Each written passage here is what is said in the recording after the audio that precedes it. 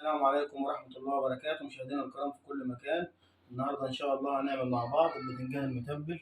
طبعا معانا باذنجان عروس رفيع، معانا جزر للزينة وجزر أحمر للزينة، طبعا جزر أصفر، معانا فلفل أحمر، معانا جزر، معانا فلفل أخضر حامي، معانا كزبرة خضراء، معانا ليمون، معانا معلقتين كمون، معانا معلقتين ملح، معانا 10 فصوص توم، معانا 4 معالق خل. أول حاجة بقى هنبدأ طبعا هنعمل الحشو.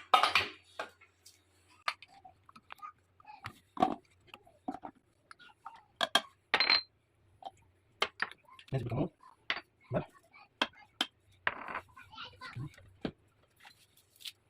نسبة كزبرة، فلفل حامي، نص على ليمون،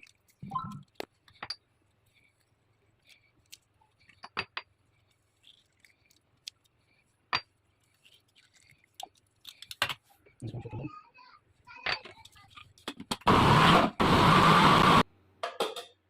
طبعا الحشو معانا جاهز.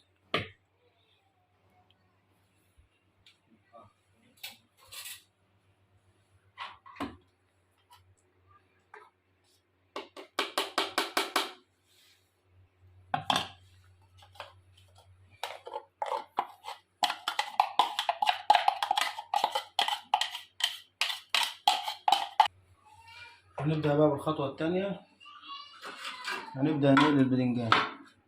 الباذنجان بسم الله الرحمن الرحيم.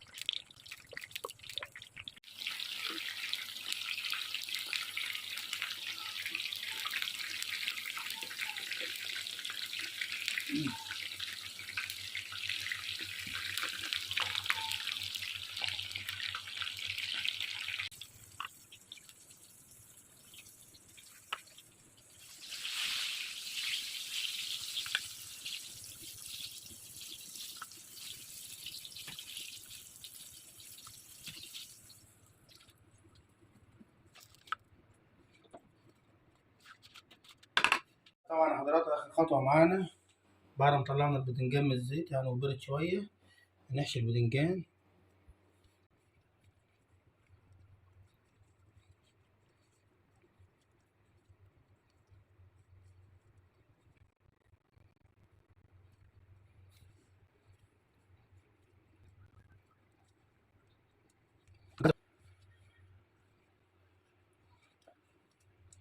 طبعا حضرتك ده الشكل النهائي للباذنجان اللي معانا، بسم الله ما شاء الله.